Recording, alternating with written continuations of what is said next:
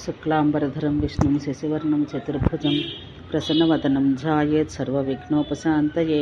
నచికేతుని ద్వారా యమపురి యాత్ర. సూతుడగు రోమహర్షణుడు ఇట్లు చెప్పెను.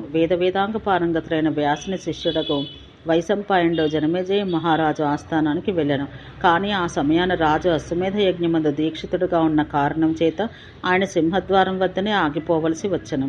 యజ్ఞం సమాప్తమైన తర్వాత జనమేజయుడు హస్తినాపురానికి తిరిగి వచ్చిన తర్వాత ఆయనకు పరమజ్ఞాని అయిన వైశంపాయన మహర్షి అక్కడికి వచ్చెనని తెలిసింది. గంగాతటంపై రోమహర్షణుడు రాజు కొరకు వేచి ఉండి అక్కడే వసించుటకు తగిన స్థానం ఏర్పాటు చేసుకొనెను. ఋషి తనను కలయుటకు వచ్చెనని తాను ఆ మహర్షితో కలవలేకపోతుని ఇది కూడా ఒక విధమైన అవమానానికి గురి చేయుటయ్యా అని భావించి జనమేజయుడు చింతతో వ్యాకులపాటు చెందెను. ఆయన కన్నులు పొడుచుకుని వచ్చెను. జనమేజయ మహారాజు జననం కురువంశం యొక్క అంతిమ కాలమున జరిగినది. ఆయన శీఘ్రంగా వైశంపాయన మహర్షి వద్దకు వెళ్ళెను. ఆయనకు స్వాగతం తెలిపిన తర్వాత భగవాన్, నా చిత్తం వ్యాకులపాటు చెందింది. యమలోకం ఎట్టిది ఎంత దూరం వ్యాపించి ఉండును. ఈ ప్రేతపురికి ఈశ్వరుడు ధర్మరాజు గొప్ప ధీరుడిని ఈ సంపూర్ణ జగత్తులోనూ ఆయన పాలించుచుండెను అని, అందువల్ల ఎట్టి కర్మల చేత అతడికి పోవలసిన అవసరం కలగకుండా ఉండను అన్న విషయం తెలుసుకొనదలిసిన నాకు ఈ విషయం తెలుపుడు అని ప్రశ్నించెను. అంతటా వైశంపాయనుడు, రాజా, ఈ విషయాన్ని గురించి ఒక పురాతన ఇతిహాసం తెలిపెదను వినము. దీన్ని వినుట చేతనే నరులు సంపూర్ణంగా పాపాల నుండి ముక్తులగుచున్నారు. ఈ వృత్తాంతం వినము. ప్రాచీన కాలాన ఉద్దాలకుడు అని పేరుగల ఒక వైదిక మహర్షి కలడు. ఆయనకు నచికేతుడు అని పేరుగల తేజస్వి యోగాభ్యాసపరుడైన పుత్రుడు కలడు. సంయోగ వశంన ఆయన తండ్రి ఉద్దాలకుడు ఒకరోజు రోషం వచ్చిన వాడై తన పరమ ధార్మికుడైన పుత్రుని, దుర్మతి, నీవు యమపురికి పొమ్ము అని శాపమిచ్చెను. ఇందుపై నచికేతుడు కొన్ని క్షణాలు ఆలోచించి మరల గొప్ప నమ్రతతో తండ్రి ఉద్దాలక మహర్షితో, తండ్రి, నీవు మహాధార్మికుడమైన పురుషుడవు.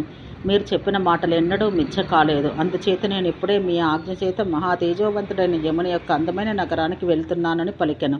అంతటా ఉద్దాలకుడు తాను చేసిన అకృత్యానికి పశ్చాత్తాపడుతూ, నాయనా, నీవు నాకు ఒక్కడవే పుత్రుడవు. నీకు సోదరులు ఎవరూ లేరు. నీకంటే వేరు ఇతరుడు ఎవరూ సోదరుడు లేడు. నేను క్రోధం చేత మాట్లాడుతుని, అందుకే నన్ను అధర్మునిగా మిథ్యావాది అని చెప్పబడే దోషం నాపై బాగుగా పడగలదు. కానీ వత్స, ఇప్పుడు నీ ప్రవర్తన నన్ను ఉద్ధరించినట్టుగా ఉండవలనని కోరుకొనుచున్నాను. నేను నీ వంటి నిత్య ధర్మాచరణ పరాయణుడైన పుత్రునికి ఇచ్చిన శాపం సరైనది కాదు. నీకు యమపురికి పోవుట ఉచితమైనది కాదు. ఆ పట్టణానికి రాజు వైవస్వత దేవుడు. నీవు స్వేచ్ఛగా అచటికి పోగలిగినట్లయినా మహాయశస్వైన రాజు యొక్క క్రోధ కారణం చేత నిన్ను ఎన్నడూ రానియ్యడు. పుత్ర, నీవు నీ వంశం యొక్క భవిష్యత్తును సంహారం చేయవాడవు, లేక నష్టపరచువాడవు కారాదు. నరకం యొక్క ఒక శబ్దం పుత్, ఆ పదమునకు త్రాణ కలిగిన కారణం చేత కుమారుని పుత్రుడు అని పిలుచుదురు. సంతానహీనుడైన వ్యక్తి చేత చేయబడిన హవనం, ఇవ్వబడిన దానం, చేసిన తపస్సు, పితరుల తర్పణం మొదలగునవన్నీ వ్యర్థములైపోవును. పుత్ర, నేను సేవాపరాయణుడగు శూద్రుడు, వ్యవసాయం చేత జీవనం గడుపు వైశ్యుడు, ధనమును రక్షించువాడగు క్షత్రియ సమూహం, ఉపాసనా కర్మం నందు నిరతుడగు బ్రాహ్మణుడు, గొప్ప తపస్సు చేయి తపస్వి, ఇంకనూ గొప్ప దానాలు చేయువాడగు దానపరుడైన వ్యక్తి ఒకవేళ సంతానహీనుడైతే అతడు స్వర్గప్రాప్తిని పొందలేడు. పుత్రుని చేత తండ్రికి, పౌత్రుని చే పితామహునికి, ప్రపౌత్రుని చేత ప్రపితామహునికి పరమానందం లభ్యమగును. అందుచేత నేను నా వంశం యొక్క వృద్ధిని చేయనట్టు నీ వంటి పుత్రుని త్యాగం చెయ్యను. అందుకే నీవు యమపురికి వెళ్ళవద్దని అర్థిస్తున్నానని చెప్పెను. వైశంపాయనుడు ఇట్లు చెప్పెను. రాజా, మునిశ్రేష్ఠుడగు ఉద్దాలక మహర్షి మాట విని నచికేతుడు, తండ్రి, నీవు విచారించవద్దు. తిరిగి నేను ఇచ్చటకు రాగలను. అంతేగాక నీవు నన్ను నిశ్చయముగా మరలా చూడగలవు. ఈ లోకమంతా నమస్కరించినట్టు దివ్య పురుషుడగు యమధర్మరాజు యొక్క దర్శనం చేసుకుని నేను తిరిగి ఇచ్చటకు తప్పక రాగలను. నాకు మృత్యువేడ ఎట్టి భయమూ లేదు. జనక, సత్యమందు గొప్ప శక్తి కలదు. ఆ సత్యం స్వర్గానికి సోపానం. సూర్యుడు కూడా ఆ సత్యం యొక్క బలం చేతనే మండుచున్నాడు. అగ్నికి సత్యం చేతనే దాహక శక్తి లభించినది. సత్యం పైననే పృథ్వీ నిలబడుతున్నది. సత్యాన్ని ధర్మం ఆచరించుట కొరకే సముద్రం తన హద్దులను అతిక్రమణం చేయక చెలియలి కట్టకు లోపలనే ఉన్నది. ప్రపంచానికి హితం చేయుట కొరకు సామవేదం సత్యమంత్రాల గానం చేయుచున్నది. సత్యంపైనే అందరి ప్రతిష్ట ఆధారపడి ఉన్నది. స్వర్గము, ధర్మము, ఈ రెండు సత్యం యొక్క రూపాలు. సత్యం కాకుండా వేరైన రెండవది ఏదీ లేదు. తండ్రి, సత్యం అన్నింటితో కలిసిపోవునని, ఒకవేళ దాన్ని పరిత్యజించిన ఏ ఉత్తమ వస్తువును చేతితో తాకలేమని వింటుని. బ్రహ్మ కూడా సృష్టికి ప్రారంభ కాలమందు యత్నపూర్వకంగా సత్యదీక్షను గైకొనను. సత్యాన్ని ఆశ్రయించియే ఔర్వుడను ముని అగ్నిని బడబాముఖమందు విసిరివేశను. జనక, ప్రాచీన కాలమందు సర్వశక్తి సమన్వితుడైన సంవర్తుడు దేవతలను దయతలుచుటకై సంపూర్ణంగా లోకాలకు ఆశ్రయమిచ్చను. పాతాళమందు నివాసముండు బలిచక్రవర్తి కూడా సత్యాన్ని రక్షించుట కొరకే బంధనంను స్వీకరించెను. వందల కొద్దీ శిఖరాలతో శోభించినట్టు మహావింధ్య పర్వతం పైకి ఎదుగుచూ పెరుగుచుండగా సత్యాన్ని పాటించుట కొరకు పెరుగుట ఆగిపోయెను. సంపూర్ణంగా చరాచరముల చేత సంపన్నమైన ఈ జగత్తు సత్యం చేతనే శోభించును. గృహస్థుడు, వానప్రస్థుడు ఇంకను యోగులందరూ ఎంతో ఉత్తమంగా పాటించినది ధర్మమే. అట్లు వేయి అశ్వమేధ యజ్ఞాలు చేయటచే వచ్చే ధర్మాన్ని సత్యం చేత పోల్చినడల సత్యమే అన్నింటికన్నను ఎక్కువగా కనిపించగలదు.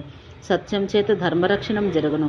అట్లు రక్షించబడిన ధర్మం ప్రాణుల్ని రక్షించును. అందుచేత నీవి సమయమందు సత్యాన్ని రక్షించము. సుబ్రత ఈ విధంగా చెప్పి ఋషిపుత్రుడగు నచికేతుడు యముని యొక్క ఉత్తమమైన నగరానికి వెళ్ళెను. తపస్సును, యోగం యొక్క ప్రభావం చేత కొద్ది కాలంలోనే అతడు యమపురికి చేరుకొనగలిగెను. యమపురికి చేరిన తర్వాత యముడతడికి యథోచితమైన స్వాగత సత్కారం చేసెను. పిమ్మటి కొన్ని దినాల తర్వాత అచ్చటి నుండి అతడు తిరిగి వచ్చుటకు సమ్మతించెను. అందుచేత ఆ ఋషికుమారుడు తిరిగి తన గృహానికి రాగలిగెను. యమపురి నుండి తిరిగి వచ్చిన పుత్రుని చూసి ఉద్దాలకముని తన 2 బాహువులతో ఆలింగనం చేసుకొనెను. అతడి శిరం మూర్కొనెను. ఆ సమయాన అపారమైన హర్ష కారణంగా భూమి ఆకాశంలో కూడా హర్షధ్వని వినబడెను. అనంతరం ఉద్దాలకుడు కుమారునితో, వత్స, యమపురి యందు నీకు ఏమైనా కష్టములు కలగలేదు కదా అని ప్రశ్నించెను. ఆ సమయమందు యమపురి నుంచి తిరిగి వచ్చిన నచికేతుని చూచుటకై ఋషులు, మునులు, ఎందరో దేవతలు కూడా అచటికి వచ్చిరి. ఆ ఋషుల యందు చాలామంది నగ్నులు కలరు. ఆ ఋషుల యందు మరికొందరు రాతిలో దంచి భక్షించువారు కలరు. చాలామంది ఋషులు రాతితో దంచిన అన్నమే తినుచుండిరి. అనేకులు మౌనవ్రతం పాటిస్తూ ఉండిపోయిరి. కొందరు ఋషులు వాయుభక్షకులై ఉండిరి. అనేకులైన ఋషుల యొక్క నియమం అగ్నిసేవనం. ఆ వ్రతమును పాలించి ఋషులు పొగను మాత్రమే పీల్చి జీవించుచుండిరి. సమస్త సముదాయం ఆ ఋషికుమారుడైన నచికేతుని చుట్టూను నిలబడి అతన్ని చూచుచుండిరి. కొందరు వారిలో కూర్చున్నవారు, మరికొందరు నిలబడ్డవారు కలరు. వారందరూ శాంతులు, శిష్టులు, అనునాసితులు, శాలీనులు. వారందరూ ఋషులను వేదాంతాన్ని సాంగోపాంగంగా అధ్యయనం చేసిన వారు. ప్రథమంగా యమలోకం నుంచి వచ్చిన నచికేతునిపై కొందరి దృష్టి ప్రసరించుట చేత వారిలో కొందరు భయం కలిగి ఆతృతతో అచ్చటి నుండి వెడలిపోయిరి. అట్లే కొందరు అతి గొప్ప కౌతూహలం కలిగిన వారైరి. దానితో వారి హృదయంలందు సంతోషం కూడా కలిగింది. కొందరు ఋషుల మనసులయందు వ్యాకులత ఉత్పన్నమైంది. అట్లే కొందరు సందేహాస్పదమైన చర్చ జరుపుటయందు నిమగ్నులై ఉండిరి. ఇంకను ఆ ఋషులు మహాతపోధనుడైన ఋషికుమారుడకు నచికేతునితో అందరూ ఒక్కసారే ప్రశ్నలడుట ప్రారంభించిరి. అనేక మార్లు సంబోధిస్తూ ఋషులందరూ నచికేతునితో, వత్స, నీవు గొప్ప విజ్ఞుడవు, అట్లే గురువు యొక్క పరమసేవకుడవు, ఇంకను స్వధర్మంపై కదలక నిలబడువాడవు. నీవు యమపురి యందు ఏ విషయం చూచితివి, అట్లే ఏ విషయాలను వింటివి. ఇచ్చట గల ఋషులందరి మనసుల యందు ఏ విషయాలను వినవలనని కోరిక గలదో నీ తండ్రి ఉద్దాలకుడు కూడా ఈ విషయమంతటినీ సంపూర్ణంగా వినాలని కోరుకొనుచున్నాడు.